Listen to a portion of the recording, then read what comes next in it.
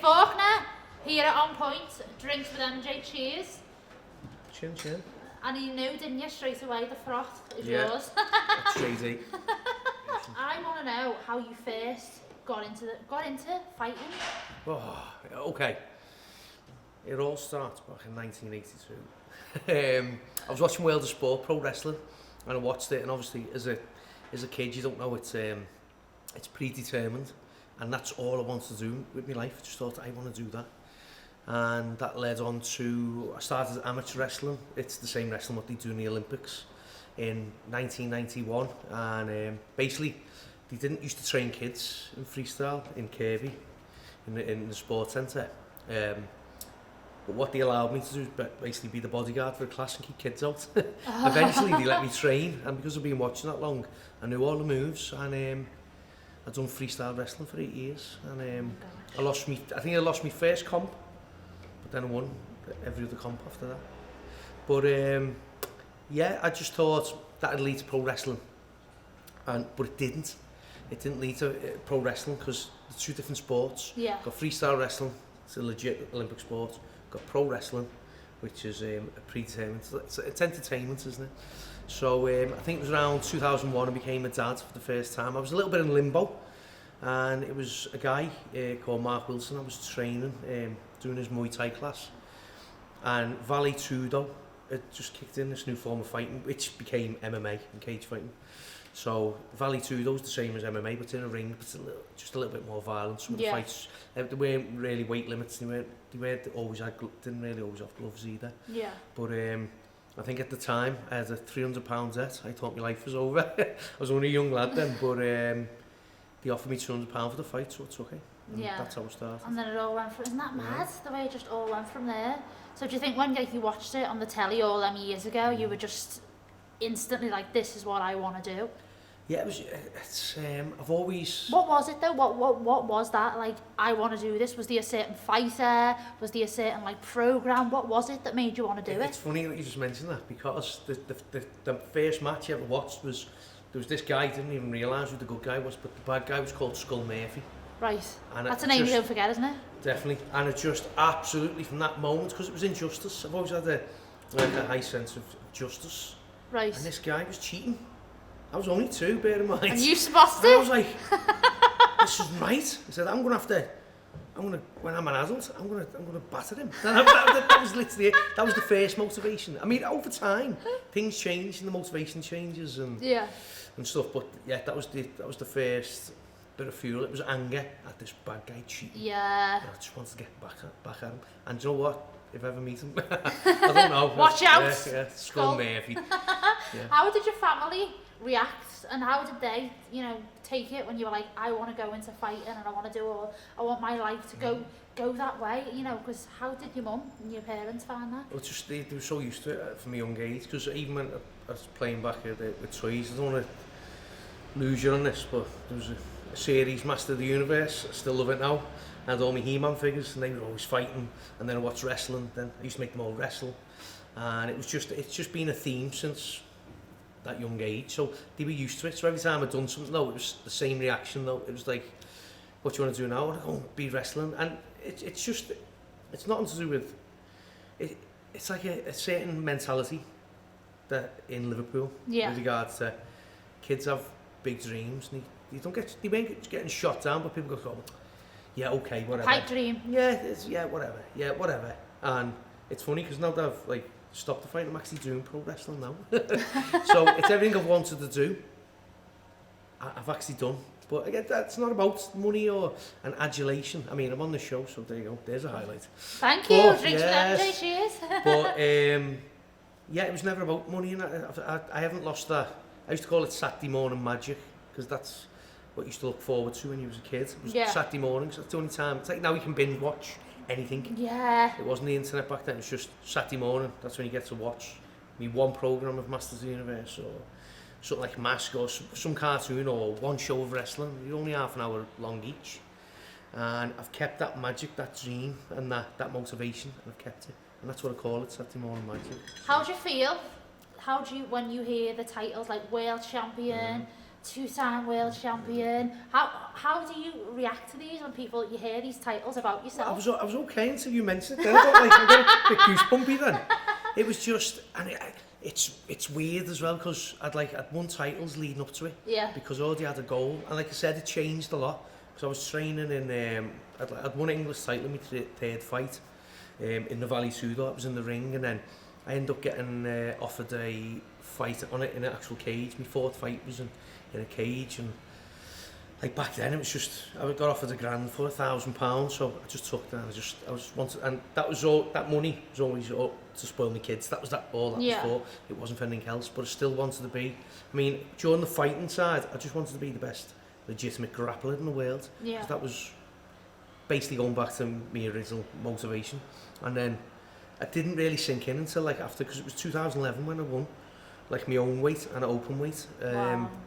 But it didn't really sink in until like I rang like my eldest son and told him, because he had an issue in school one time, because when I was on the Ultimate Fighter, I was on a Top Trumps card, so they released like limited edition Top Trumps. Oh my god! Yeah, well I've still got a few now, but I had that, and I went, look Brandon, I signed it, and just keep that forever. But he took him to school when he was obviously like, this is my dad, and because like I've always had like good shaped pecs, and because I had pecs on, I remember one of the kids saying, your dad's, that's not that, your dad's got boobs. And he went, they're pectorals. So like, and then, shut you down. And then but then the kid went, but is he a world champion? Because of weren't, I'd never tell him to lie. So he went, well, no. But after I won them world titles, it was in November in 2011, the first thing I done was rang him and Brandon, when a kid asked you if I was a world champion, he said, yeah. I said, well, next time he asks, say, yeah, he is. Two-time world champion. So that was the only time, yeah, cheers. But again, it was just you saying it that time, and you saying it then, it's got a little But sometimes you don't realise it about yourself, and it's so easy to forget, isn't it? And walk around with this in your head, like clumsy your mind, I've done this, I've achieved this. It's the way, sometimes in life you do forget stuff, don't you? Yeah, you lose a bit of confidence, and you lose a bit of, aspiration to what you've done. But it's always there, it's always, these accolades are always set in stone, they're never ever going to disappear. Ultimate Fighter, we've got to talk about that. How was that experience? It was good. It was just, and it's weird because I had like a certain outlook on what fighting was about and what the behind the scenes was like. And I was like, I think it's this, and people saying to me, no it's not, it's like this. And they think, because that was their dream, it wasn't so much mine. And they, I found out though during the time my outlook was right about it. And like, in all honesty, a lot of people adhere to like meeting Dana White and going to the UFC, but I never liked his character. Right. From day one, I was always open about that. And when I met him, it was like 4 or 5 different occasions I've spoken to him, and he's a nasty person. And I'm not like one to normally out someone just if I just don't like them, because that's not right. Yeah. But this one's a nasty person. And it's in your face, and absolutely. He's not a nice person. But anyway, did you think that the reality side to it and that the pantomime side to it was just not you? Yeah, it was just it's a good analogy. Very observant as well, because it wasn't how it's weird watching it. Yeah. I mean, at the time I was really ill. I had a heavy staph infection. During my first fight, I had no skin on the bottom of my foot, right. Just from overtraining, because I had to cut like 9 kilo in 1 week. Which is, I should be running Weight Watchers because I've done 9 kilo in 1 week. But I got an infection through that in my foot when I went to America. So I had a month of good training, then I had a month of being really ill. Yeah. And that affects your mind as well, doesn't it? Like your thoughts and stuff, and how you felt about the process. Because the pain, they were giving me Vicodin, which is a heavy painkiller.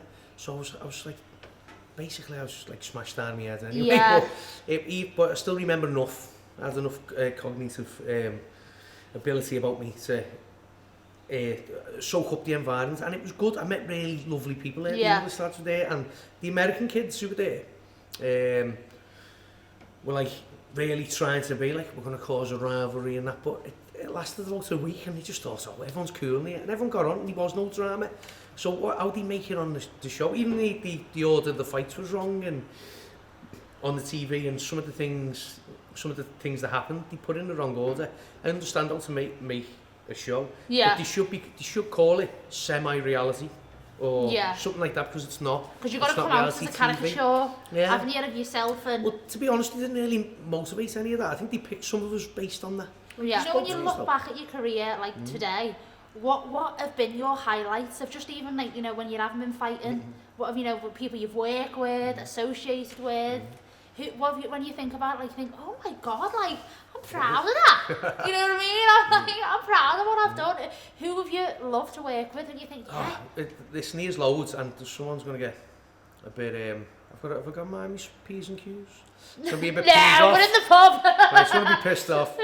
Some people will be pissed off, but a funny highlight was when I met, when Rampage Jackson, who played Mr. T in the 18 movie, he came training with us, and at the time, the Wolf's Lair started taking in loads of UFC fighters. Right. So, but they were all like heavyweights, and we took them all in, so it really expanded. Like I said, I loved the training. I didn't really, at the time as well, didn't really want to be a professional fighter. I was just taking the odd fight. I just wanted to be the best grappler.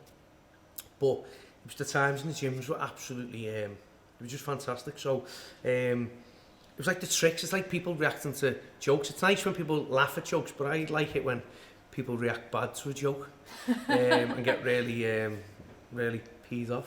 So he'd just been in the 18, and supposedly, I'm not too sure, it was a bit of a bomb. So I was getting sponsors at the time. I was getting like, I think it was like 1,500 quid a month off a sponsor. I was getting £50 3 nights a week to spar Bisping for 5 rounds, and I was doing 2 classes as well, for, again, £50 each. So I can live on that. It's a king's ransom for me, that, because I didn't go out drinking, don't use drugs, still don't. Even that's like a bit heavy for me. I'll be getting nicked for drunken disorderly after that. But we went to, there was Pound Stretcher, had all the 18 figures, but they had loads of Mr. T. Stop it. Yeah, so I bought 8 of them. And all the main fighting thing, his name's Quinton Jackson. That's his real name, Quinton. No one ever calls him Quinton. Everyone calls him Rampage. So I wrote on the boxes, from Quinton to, and I wrote one to Bisping, from Quinton to, there's another wrestler called Zach Light, and the 2 Kelly brothers as well, from Quinton to Paul Kelly, Gary Kelly. Little shout out there. I put them in all the bags, and they were all confused. They were opening the training bag, and like, what's this? And I told him, and he's going, thank you. Yeah, and he got so pissed off. Oh my God. He was like, because literally, he's like, again, when you're in a gym, all racial discrepancies go out the window. No one cares. You can literally say what you want. I'm not going to repeat some things that were said. But no one cares, because it's reality. That's reality. In a gym, when you would train with mates, people you punch and kick and choke day in, day out, none of that matters. I think I think people in life have got to could learn something from that. No one cares about stuff like that. So you could say absolute, like things that would be terrible, but he'd laugh them off. Yeah. But again, if you insulted his looks, I said something about him being ugly on something, and he fumed. And then that also because he felt daft, because he was like, it wasn't me, I didn't send you them things. I was like, who was it? And I'm just laughing, everyone knew it was me. So it was like, what a tale to tell people. It's just, I've met loads of people, but I always go back to that one, because it's just... What was the time in your career, Dave, when you thought, enough's enough now? Enough is... Was it that certain fight, was it that certain event when you thought, I'm going to, cliche, throw the towel in? Do you know what I mean? What was that? Was your point? Well, ask me that in 5 years, because I still get offered stuff, and still, I fought 2 years ago as well, like, just had a fight with someone. So it's not really take over, because like I said, I didn't bat anybody, I didn't do it like the way people do and focus the life on it. Yeah, the honesty's there though, and you've been very honest throughout your career. So, after what we're going through, you know, there is opportunity for more fights on the table and more events. Just watch this space then, isn't it? Yeah, Dave, thank you so much. Drinks with M&J here, out on Point, Liverpool. How'd you find it? Spot on. Very relaxed, excellent. Cheers, thank you so much. Down it. Cheers. Thank you so much.